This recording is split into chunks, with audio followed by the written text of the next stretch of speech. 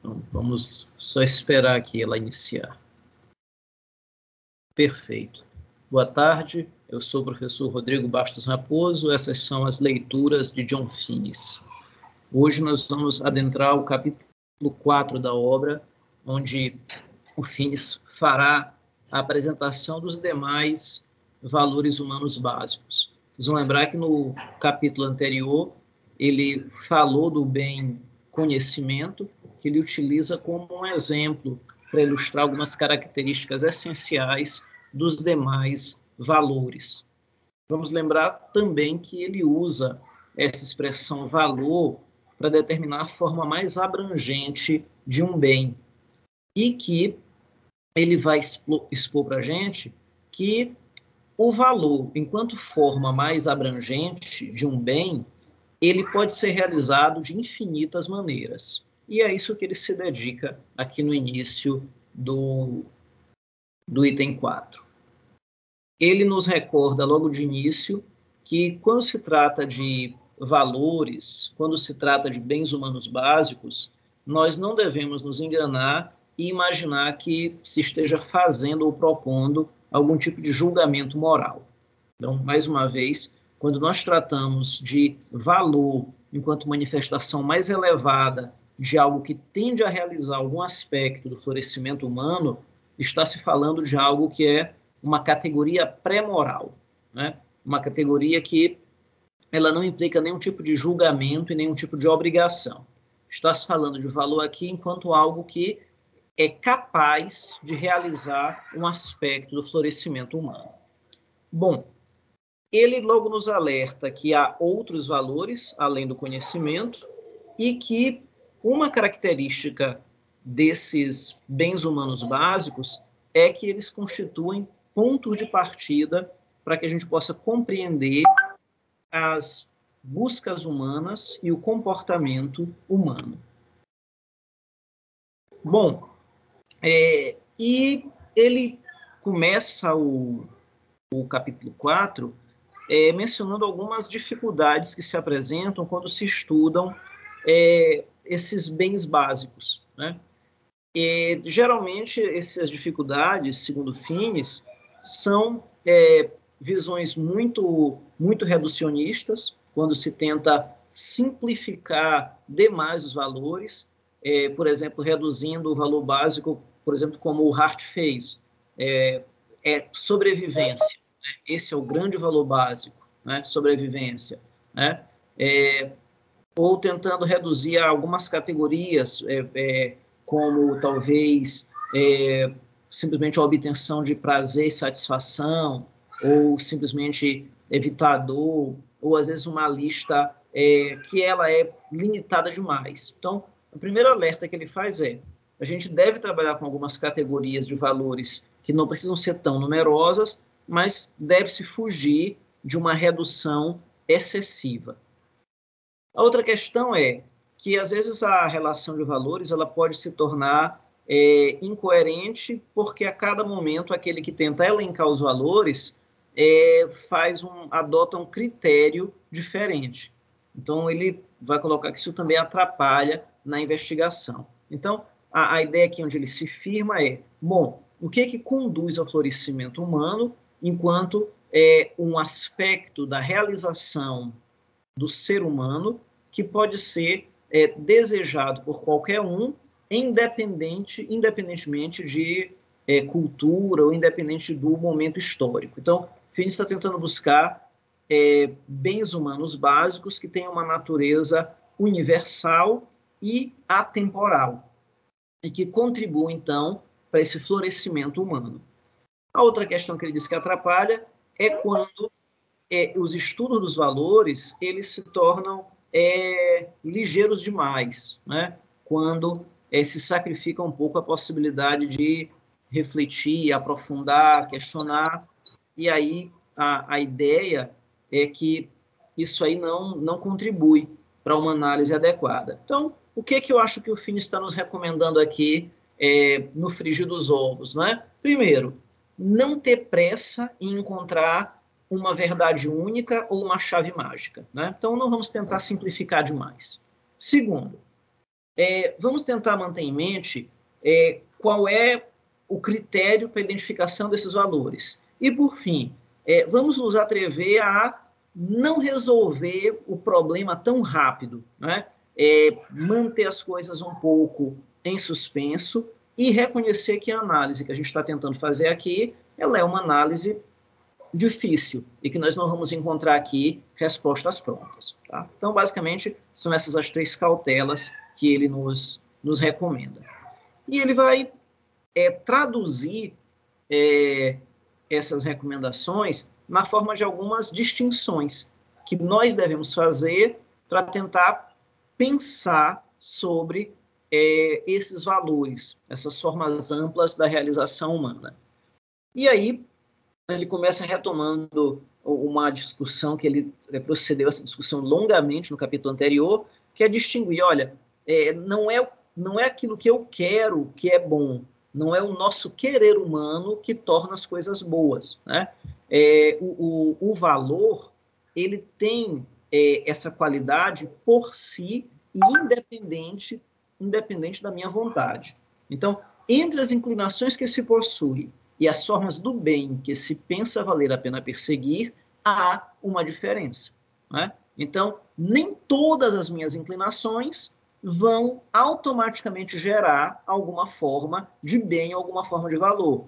Nem toda a minha busca, nem toda a minha inclinação momentânea, ela vai contribuir para o meu florescimento humano, né? Ou seja, não é o meu querer que faz o bem, né? O bem existe por si, né? E, na verdade, o bem é que fornece o parâmetro para avaliar se uma determinada inclinação convém ou não.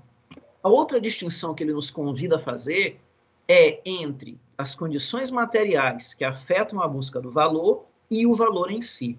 Então, algumas condições materiais, elas são necessárias para que se busque o florescimento humano, né? Mas ela não é o valor em si, ela não é o bem em si.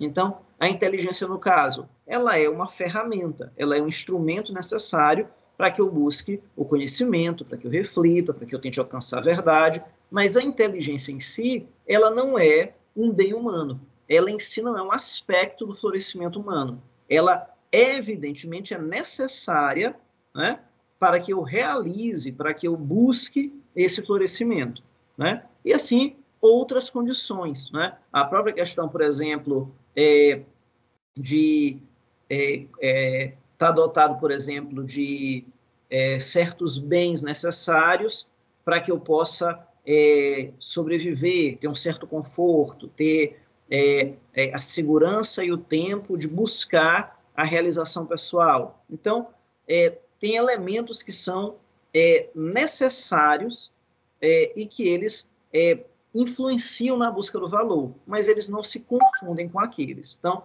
a gente deve, então, tentar separar, né? Tem coisas que elas são úteis como meios e tem coisas que elas realmente são princípios do agir humano. Ele também fez uma distinção entre o valor e as suas manifestações mais específicas, né?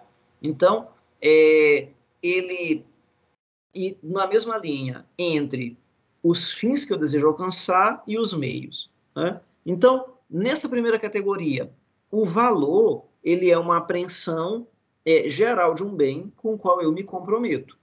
E os objetivos específicos são aquelas formas concretas de realização do bem que eu escolho realizar, né? E aí, nesse sentido, um valor pode ser realizado de infinitas maneiras e com as mais diferentes intensidades.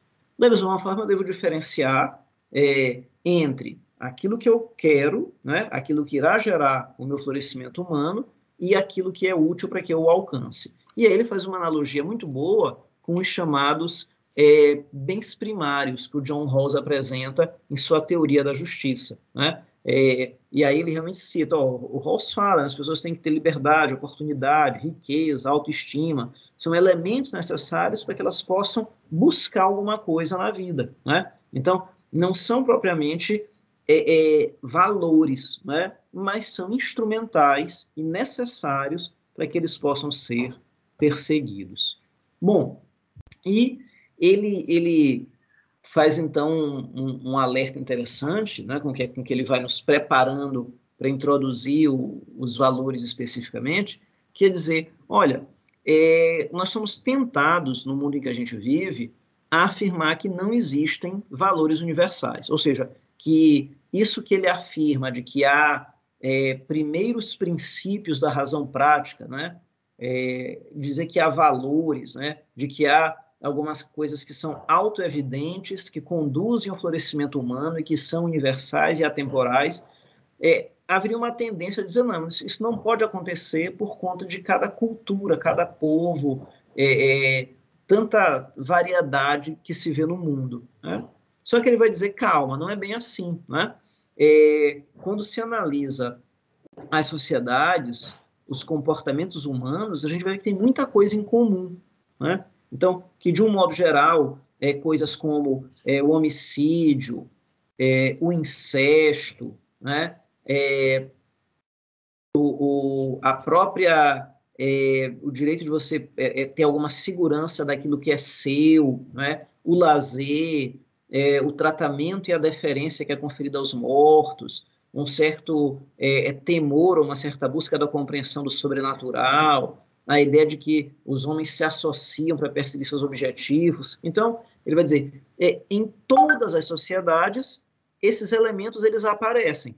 É lógico que eles vão aparecer de maneiras muito diferentes, vão realizar-se de maneira muito peculiar, mas eles aparecem, né? Então, é aqui que ele vai dizer, olha, a observação das culturas humanas permite notar o quê? Que em meio à enorme diversidade do mundo, né, essa imensa diversidade, ela, na verdade, realiza alguns valores que são básicos, né? E aí lembre, quando eu falo realiza valores básicos, não se está falando aqui de maneira nenhuma de uma consideração moral, de algo que todos devem perseguir, ou de alguma ideia de algo normativo, né? Realizar um valor é simplesmente o quê? O comportamento humano que procura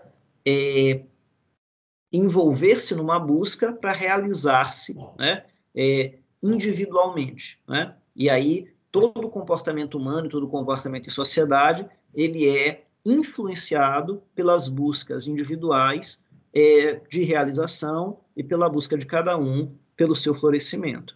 E aí a variedade e as possibilidades de realização são infinitas, mas aquilo que se busca, né, os gêneros de bem que existem, eles não são assim, digamos assim, tão variados ou tão peculiares, né? Então, em todo lugar, nós encontraremos os homens de uma forma ou de outra, cada qual ao seu modo, valorizando elementos que, digamos assim, se repetem, né?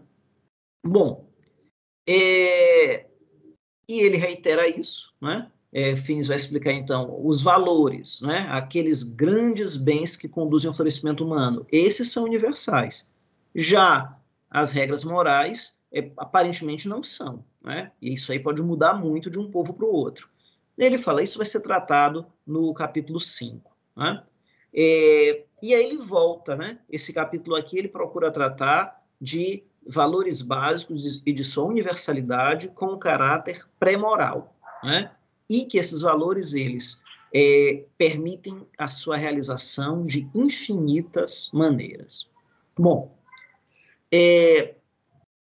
cada ser humano e cada cultura reage de modo peculiar aos valores básicos. Ou seja, cada um de nós, diante de bens como a vida, a amizade, né, o conhecimento, cada um de nós faz escolhas, cada um de nós faz avaliações.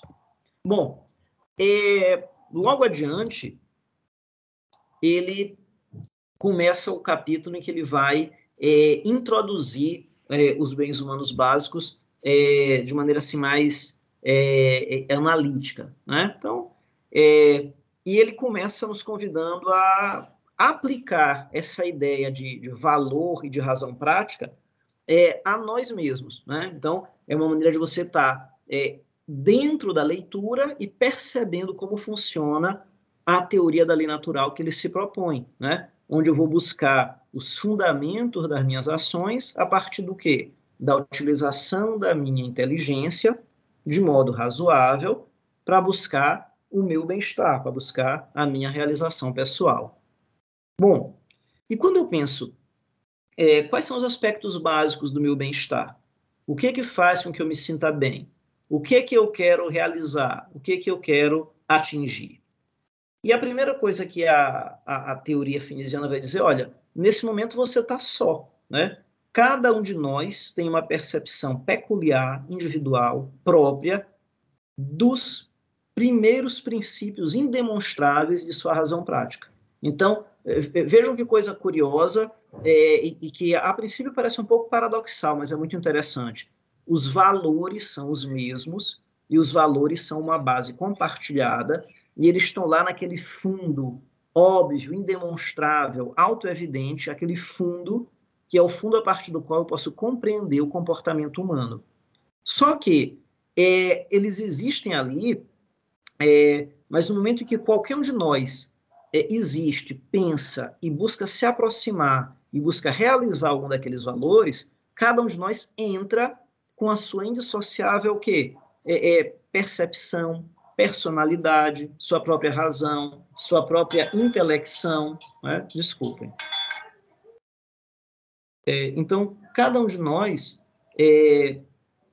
vai perceber os valores, né? Vai perceber os princípios da razão prática de uma maneira que é inegavelmente peculiar. Por quê? Porque cada ser humano é único e irrepetível, né? E aí, vejam só as voltas interessantes que o raciocínio dá, né? Os bens básicos, eles são similares e eles são iguais para todos. A maneira como nós nos apropriamos deles, a maneira como nós buscamos realizá-los, é peculiar a cada um de nós, conforme a nossa percepção, a nossa inteligência, a nossa razão. E, ao mesmo tempo, pelo fato de que nós sabermos que somos peculiares e termos uma noção de nossas peculiaridades, né, que nós conseguimos ter uma empatia e compreender que outros indivíduos, outros grupos de pessoas podem escolher valores diferentes, podem escolher realizações diferentes que nós não escolheríamos para nós, né? Então, mais uma vez, veja como Finis aqui, ao colocar para a gente os prolegômenos de sua teoria da lei natural, ele parte de uma base comum, que são os valores, de uma base extremamente peculiar, que é a nossa percepção acerca desses princípios indemonstráveis, e novamente volta para algo compartilhável, que é o que eu, com a minha experiência de indivíduo em busca da minha realização, posso compreender o quê? Que os outros indivíduos são iguais a mim, no sentido de que eles estão, cada qual à sua maneira, buscando também a sua própria autorrealização. Então, nós partimos de algo que é universal e compartilhado, introduzimos ali um elemento de indiferença, um elemento de diferença, de distinção, um elemento pessoal, um elemento único, né? E depois, a partir desse elemento único, né, dessa percepção peculiar de cada um de nós em relação aos valores, nós voltamos àquilo que é solo comum, que é o quê? Cada um de nós, sendo um ser único e buscando de maneira pessoal a sua própria realização, nisso, né, nessa atividade de busca de realização, nessa peculiar atividade de buscar o florescimento pessoal, nisso nós somos semelhantes. Então, nós conseguimos, com isso, compreender que os outros fazem escolhas diferentes e conseguimos até entender o que os outros estão procurando, conseguimos entender por que a pessoa faz uma opção, adota um estilo de vida, busca realizar um certo valor, faz certas opções. Nós compreendemos, embora eventualmente a gente não quer aquilo para nós, né? Mas de um jeito ou de outro, e aí o Finis segue a espiral da reflexão dele, né? Quando eu entendo que o outro ser humano é um igual a mim, envolvido na mesma busca que eu estou por realização pessoal, né? E quando eu noto que o outro ser humano faz escolhas diferentes da minha, escolhas que eu não faria, ele tem preferências das quais eu não partilho, né? De qualquer maneira, esse conhecer que o outro é diferente, que o outro escolhe coisas diferentes e que o outro faz opções que eu não faria, né? Isso, de alguma maneira, afeta a maneira como eu encontro as minhas escolhas, como eu faço as minhas escolhas, como eu percebo aquilo que eu sou e aquilo que eu quero ser, né? Então, é bem legal perceber que, nesse sentido, a teoria da lei natural, ela nos abre para esse complexo jogo de universalidade e particularidade, de compartilhar, mas de, ao mesmo tempo, ser único, de interagir e, ao mesmo tempo, buscar as próprias conclusões, de ser capaz de compreender o outro, mas de não necessariamente aceitar tudo que o outro faz ou querer aquilo que o outro faz para si, né? É um jogo muito interessante de apropriação peculiar, intersubjetividade, compreensão e autoafirmação, né? Muito bem. E aí ele começa a apresentar os valores, né? O primeiro que ele apresenta é a vida, né? E aí ele vai dizer, olha, isso aí corresponde à tendência mais natural que nós temos de querer sobreviver, né? A gente quer evitar a dor, a gente quer ter saúde, a gente quer ter disposição, a gente quer poder realizar nossas atividades humanas, né? Então, a gente executa muitas coisas, né, no sentido de realizar esse valor, né? E esse valor vida, né, ele pode ser apropriado de inúmeras maneiras, né? Então, e aí cada qual vai imaginar como é que realiza isso, né? Cada um de nós tem, digamos assim, a sua estratégia para preservar a sua vida ou, eventualmente, até para usufruí-la, digamos assim, né? Bom, tem uma parte no texto que ele destaca e que depois vai fazer muito sentido, que é quando ele começa a discutir sobre o amor, a atividade sexual e a procriação, e como às vezes é complicado alocar em qual valor uma determinada atividade humana, ou um determinado aspecto da atividade humana se encaixa, né? E ele vai pensar, bom, atividade sexual pode se relacionar ao valor vida, quando se pensa, por exemplo, na atividade sexual no intuito de procriar, pode-se pensar a atividade sexual como um jogo, como uma performance que interessa por si mesmo, né? Que é algo que é prazeroso por si, que é buscado como algo que é bom em si mesmo, né? A atividade sexual pode ser vista dentro de um outro valor, o valor amizade, sociabilidade, amor, que é o quê? A atividade sexual como uma expressão de uma intimidade, né? de um relacionamento. Então, aqui a gente percebe que, muitas vezes, uma busca ou uma maneira de realização, ela pode estar envolvida com valores bem diferentes, né? E ele segue na mesma linha, né? Ele vai dizer, olha, quando se pensa no desejo de ter um filho, esse desejo não é exatamente igual ao desejo de cuidar e educar uma criança, ou cuidar e educar esse filho, né? Se o desejo de, eu quero gerar uma vida, né? Ele é um impulso, o desejo de manter aquela vida, o desejo de tratar dela, cuidar dela, né? O desejo de transmitir a ela conhecimentos, valores, modo de viver, né? Ele realiza outros valores, né? E me parece que aqui o Finis, quando ele fala isso dentro do contexto do valor vida, né? Ele está apontando que veja, é natural, há uma inclinação natural nossa, se a gente talvez pensar bem, talvez não seja uma inclinação natural. Avaliem aí o que, é que vocês acham disso que eu vou dizer, né? Mas me parece que é algo razoável que eu deva viver e eu deva buscar realizar-me enquanto ser humano, e que se eu tiver alguma atividade que eu busco, que aquela atividade permita que eu realize vários valores ao mesmo tempo, aquela atividade ela pode ser uma atividade mais rica, ela pode ser uma atividade mais interessante, ela pode ser uma atividade que valha mais a pena do que outras, né? Então, quando ele joga aqui vida, jogo, amizade, conhecimento, né? E ele joga isso dentro do contexto da atividade sexual, da própria família, da procriação, né?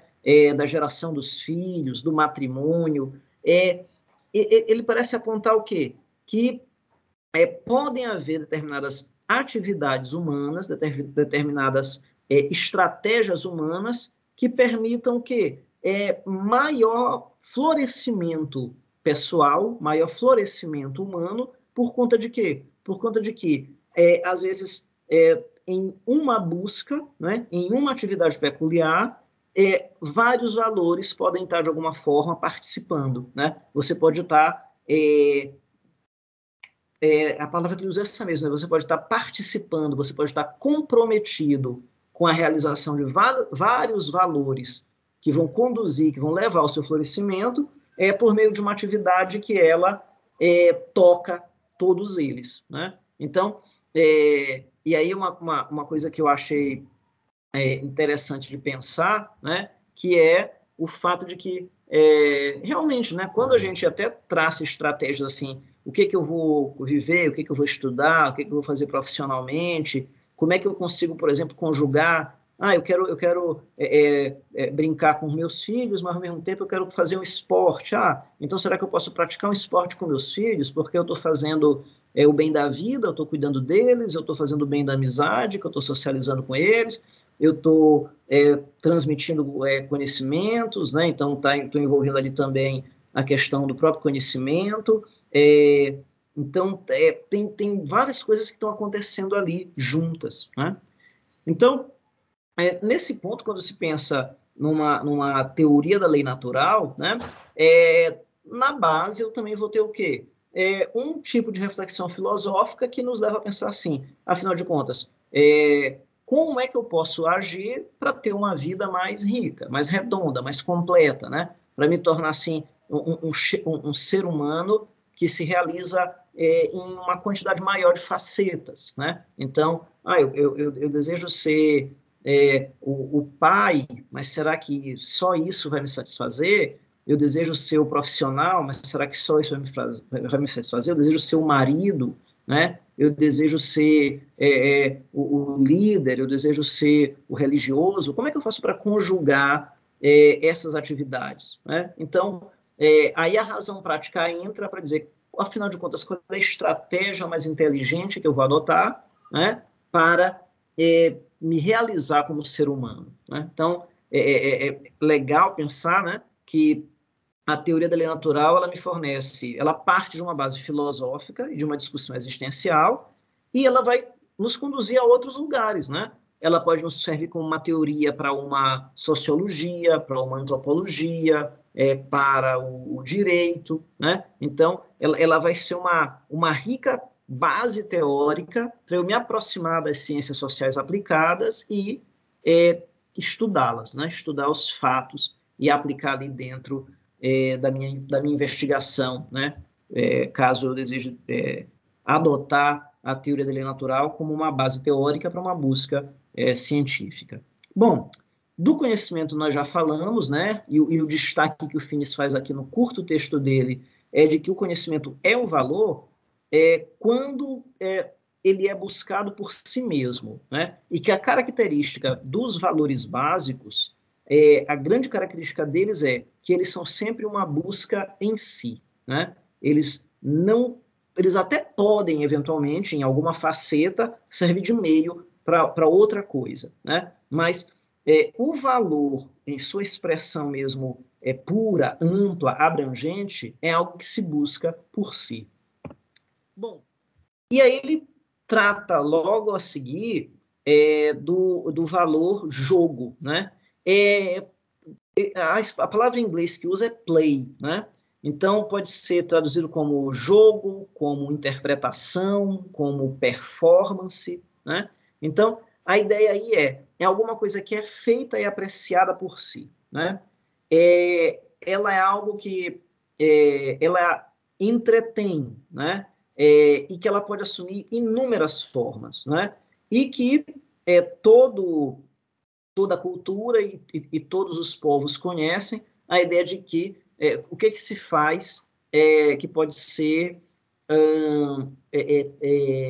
digamos assim, prazeroso, algo que é realizado para que você atinja um certo desempenho, né? E ele vai dizer, olha, o jogo ele pode ser uma atividade física, uma atividade intelectual, algo que você faz sozinho, algo que você faz com outras pessoas, algo que pode te cansar, algo que pode te renovar, pode ter regras, pode ser completamente solto, pode ser algo que você faz porque é algo muito aceito no ambiente que tu vive, pode ser uma atividade de jogo que ela é um pouco diferente, um pouco estranha. Então, a ideia do jogo é toda atividade que ela é apreciada por si e que ela está ligada a uma performance, né?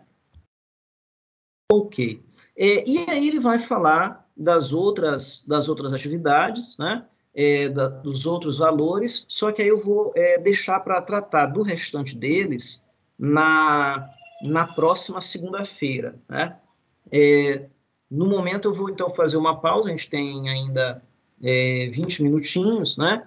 E aí para indagar o que os senhores acharam do que a gente tratou hoje, né? E também indagar para vocês como tem sido aí a vida aí nessas 2 últimas semanas, né? Então, como é que estamos aí de volta a essas nossas leituras? Tá tudo certo aí com vocês? Alguém tem algum de vocês tem alguma pergunta ou comentário? Leram alguma coisa diferente? Ou querem acrescentar alguma coisa que eu acabei de falar nessa nossa primeira introdução aos valores digamos, agora que a gente já colocamos aí na mesa os 3 primeiros, né? Vida, conhecimento e jogo, né? Mas nós já falamos de alguns outros en passant, né? Eles vão voltar agora, né? Então, todo mundo... Oi, Adilésia, pode falar. Em seguida, o João. Boa tarde, professor. Boa tarde. Muito obrigada. Sua apresentação foi muito esclarecedora.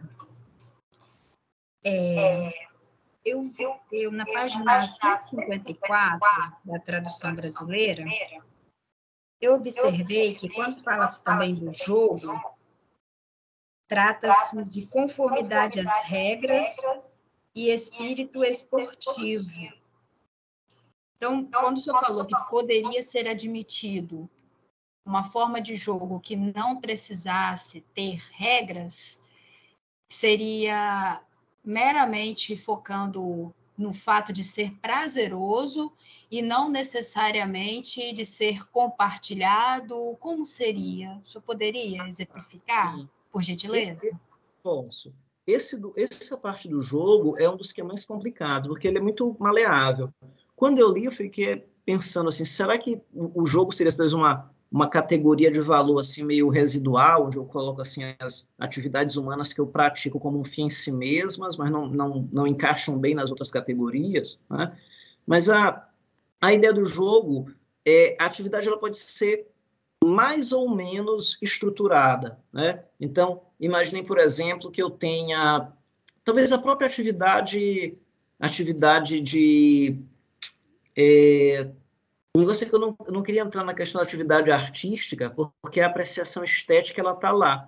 Mas uma coisa é a experiência estética e a outra coisa é a criação estética, né? Quando eu entro no campo da criação estética, né, a ideia, por exemplo, de compor uma música, ou pintar um quadro, ou fazer uma escultura, né? Aquilo ali envolve mais de um valor, né?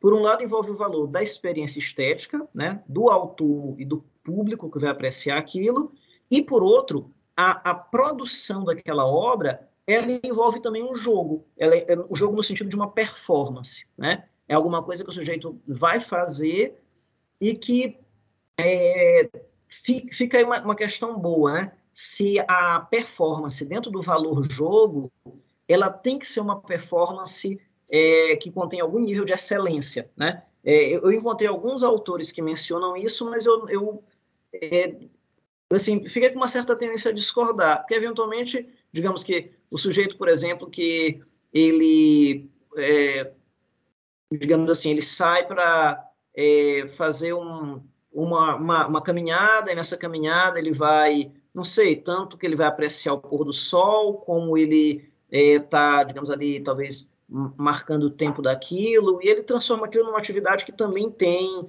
algum tipo de meta, algum tipo de parâmetro, né? Faz sentido na cabeça da pessoa, né? Então ela pode ir naquela caminhada, ela está envolvendo alguma coisa que envolve apreciação estética, envolve a preservação da saúde dela, envolve algum tipo de jogo que ela está jogando contra ela mesma, né? Qual foi o último tempo que eu fiz, ou quantas pessoas eu vi, ou quantos passos eu dei, né? Então, aquilo ali pode estar misturado, né? Então, assim, o fato de não necessariamente ter regras é porque, eventualmente, o sujeito, nós podemos criar jogos para nós mesmos, né? Então, nós podemos criar atividades, criar performances que elas, como é que eu poderia dizer isso, né? Elas fazem sentido, elas nos entretêm, elas são realizadas por si mesmas, né? Uma maneira ali de eu estar ali passando o meu tempo de uma maneira que eu considero interessante ou agradável, né? Ou desafiadora, vai depender muito, né? E aí eu terei, né? Nesse caso, o jogo, né? Agora, fica mais uma vez a questão assim, né? Eu acho que o jogo não é necessariamente algo prazeroso, né? Gente, eu vou só ligar aqui o ar-condicionado, só um segundo.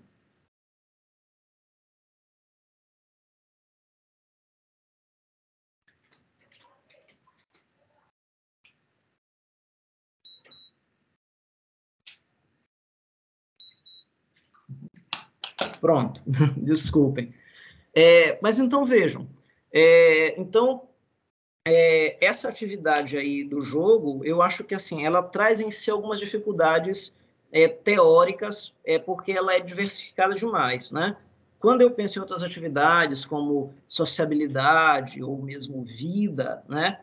Eu tenho um conteúdo que é mais específico, né? Mas quando se trata do jogo em si, eu acho ele mais difícil, né? E ao mesmo tempo eu não queria assim tratar ele assim de uma maneira assim muito leve, porque o próprio Finis diz, olha, cuidado, isso aqui é importante, né? Mas sim, querer se complementar? Professor, muito obrigada.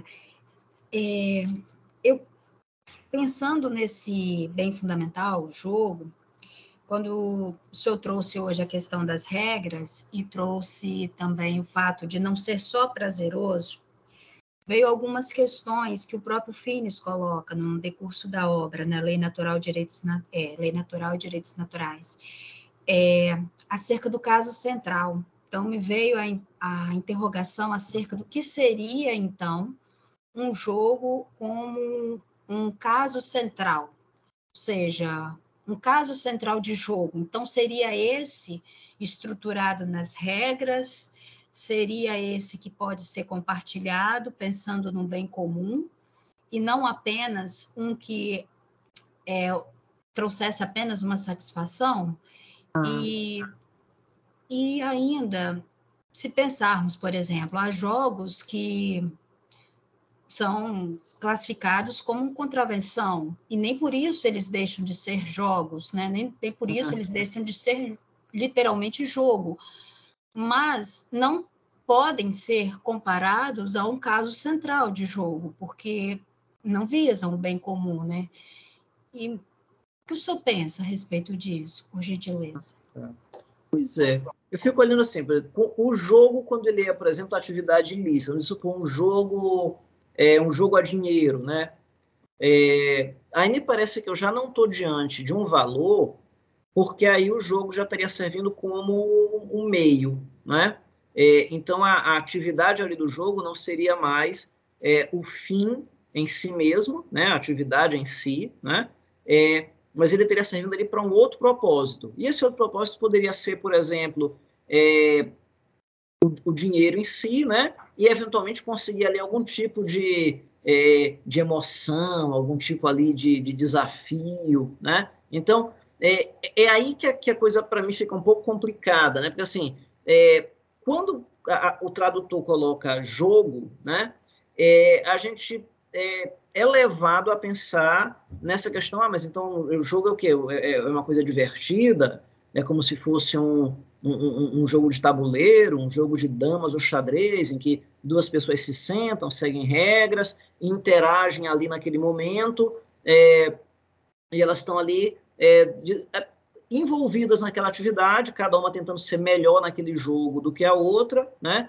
E aí dentro do jogo elas estão, digamos, encontrando ali uma maneira de simplesmente não fazer outra coisa que não jogar e, digamos assim, empregar o seu tempo na realização daquele valor, né? Só que me parece que a ideia de jogo, ela é um pouco mais do que isso, né?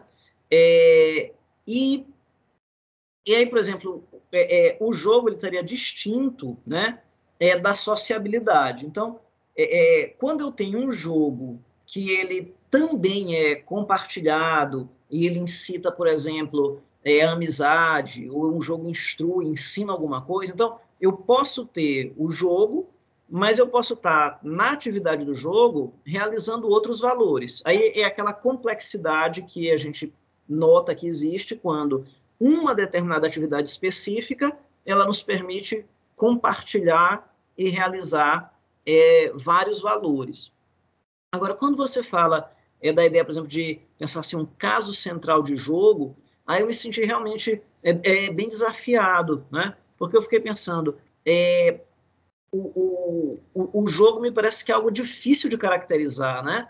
Então, eu não sei se a manifestação, digamos assim, mais rica do jogo seria, por exemplo, o jogo com alguém, ou o jogo com regras, ou o jogo que procura atender a um propósito edificante, né? Então, eu entendo que isso aí claramente pode estar dentro de uma ideia de jogo, né? De uma atividade humana, de uma performance, que é um fim em si mesmo, mas que também partilha da realização de outros valores, né, bem abrangentes. Agora, quando uma pessoa está envolvida numa atividade, vamos pensar que a leitura de um livro, talvez, né, que aquilo ali pode estar envolvido na questão do conhecimento, mas não necessariamente. A pessoa pode estar, talvez, ali lendo aquele livro para usufruir melhor daquele tempo, né? Pode ser também que ele esteja lendo um romance sobre um tema que ele até já conhece muito bem aquilo, mas ele está interessado em ver como aquilo está escrito, como é que se desempenhou o escritor, o quão atraente aquele momento em que ele está ali tentando enveredar-se ali naquela trama, né, conhecer aqueles personagens, né? Aí, mas aí também já entra um outro problema, né? Porque embora você esteja sozinho, mas ali ele não está realizando nada, né? O leitor não está realizando ali uma performance, né? Então eu já não sei, por exemplo, se a leitura enquanto uma atividade individual poderia se encaixar bem numa forma de jogo, né? Então assim, eu tenho dificuldade de pensar assim concretamente, assim, qual seria um exemplo bem rico da categoria jogo que pudesse me ajudar a entender o pensamento de Finis, né? Então, assim, eu fico com vontade assim, de procurar, sinto necessidade de ler um pouco mais e buscar alguns exemplos e pensar sobre eles para tentar encontrar, né? Eu te confesso assim, que a categoria jogo ela ainda está assim meio que me escapando, porque você deve estar notando, né? Toda vez que eu começo a pensar nela, a atividade eu acabo percebendo que ela pode ter mais a ver com outro valor e não com o jogo em si, né? Então tem alguma coisa aí que está me escapando ainda, viu? Perfeito, professor, obrigada. Tá. Quem mais ia falar alguma coisa? Eu ia, professor. É Oi, que João. eu também ia perguntar uma coisa similar sobre o que ela fez, na verdade. Que o senhor já esclareceu sobre a questão que o próprio Fins ele fala sobre o trabalho, o valor que ele usa. Ele fala que o trabalho é um jogo, né? Mas eu até acabo discordando um pouco porque a visão, porque nem todo trabalho é tratado como um jogo, como uma ação. nem todo negócio trabalha tratado como um jogo. Boa parte, na verdade, dos negócios que as pessoas fazem é para outros fins. Exato. Tipo, que você... Muitas pessoas, quando elas fazem... Faz o exemplo de que você pede ajuda de alguém para um trabalho específico, alguma parte, por exemplo. Mas muitas vezes você está fazendo isso para ganhar algo em troca, não para ganhar algo depois, não pela ação em si. É. Mas o senhor já tratou sobre isso. Uhum. Aí, outra coisa que eu pensei, que talvez não seja em relação ao tema específico de hoje, é sobre a influência de Hart sobre fins. É que eu li um texto agora que dizia que, embora os dois tenham uma diferenças fundamentais, ele argumenta que Hart, ou seja, que Hart ele teria que Hart não, ele teria orientado fins, então haveria uma forte influência de um para o outro, né, Uhum. na perspectiva dos dois, de modo que É. ele meio que teria iniciado, ele teria sido precursor da perspectiva dessa teoria de fins, embora ele não tenha realmente, como posso dizer, a diferença é que ele não abre mão da perspectiva positivista de dizer que, de aceitar não sei como explicar muito bem. Ele Mas não abre eu te acompanhei. mão. Né? Eu acho que eu estou te entendendo, mas de fato, Hart foi o orientador do Finis, e Finis escreveu Natural Law e Natural Rights, digamos assim, com uma tarefa, uma encomenda do Hart. Né? O Hart ele tinha um projeto intelectual dentro do direito, e o Hart meio que encomendou, digamos assim, ou sugeriu obras e pesquisas para os seus orientandos. Né? Então, agora, a questão aí o Hart, inegavelmente, influenciou o Finis, né? E o próprio Finis se reconhece. Ele diz, olha, eu sou um autor que escreve dentro da tradição jurídica de um jurispositivismo analítico, né?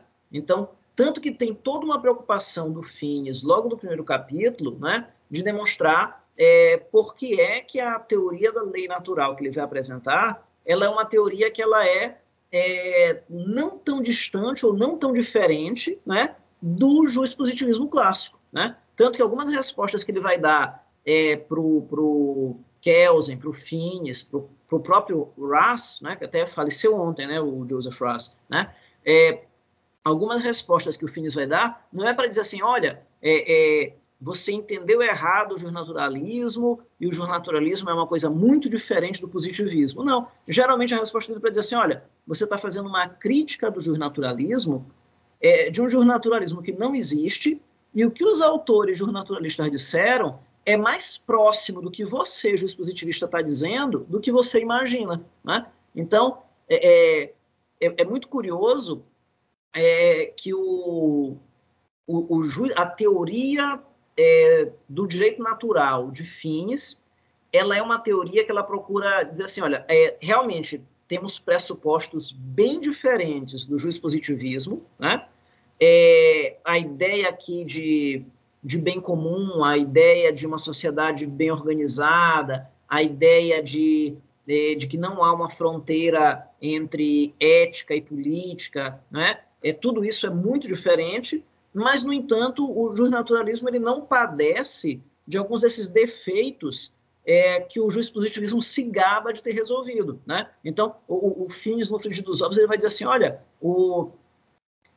a teoria da lei natural ela é mais rica do que o jurispositivismo porque ela concebe e ela compreende a situação de uma maneira mais completa e de uma maneira mais complexa. Né? Então, tanto que, assim, aqui e ali, as alfinetadas que ele dá, por exemplo, no Hart, é porque o Hart, na visão dele, assim, o Hart simplificou muito as coisas para poder manter-se dentro do positivismo. Né? Nesse item mesmo agora que a gente está apresentando, tem uma hora que ele cita o Hart para dizer que, olha, o Hart considera que, digamos assim, o único valor universal e atemporal é o desejo de sobreviver, e que a partir disso se estrutura todo o resto. Né? Aí o Finis vai dizer, não, né?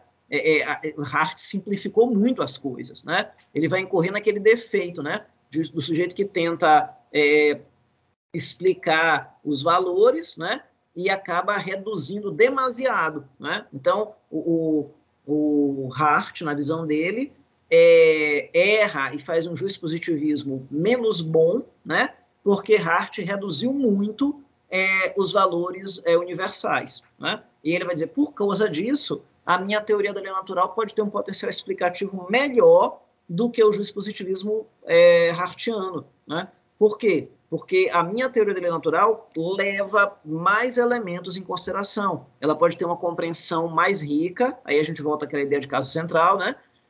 Ela pode ter uma compreensão mais rica dos valores humanos e das motivações que levam os seres humanos a agir, né? E aí ele vai, né, a cerejinha do bolo, né? É por isso que essa teoria da lei natural, ela é uma interessante ferramenta teórica para as ciências sociais aplicadas, né? Então, a ambição de Hart bom, eu quero criar esse aporte teórico, eu quero criar essa ferramenta, é lógico que eu vou direcionar para o direito, por quê? Porque eu sou um jurista, eu estou dentro da tradição da jurisprudência analítica, né? De certa forma, o Finis nunca vai deixar de ser um positivista, né? De certa maneira, ele está dentro daquele contexto, ele não pode deixar de ser aquilo, né? Só que ele vai ampliar os horizontes da teoria do direito a partir da filosofia natural, né? Então, nessa questão, assim, sem dúvida, ele é muito influenciado pelo Hart, em primeiro lugar, né? E pelo próprio contexto da jurisprudência analítica britânica. Muito, muito boa colocação, viu, João? Não sei se algum dos senhores quer acrescentar alguma coisa. Amigos, então eu vou ficar por aqui, tá? Eu vou encerrar a nossa gravação. Agradeço muito a atenção de vocês. Na próxima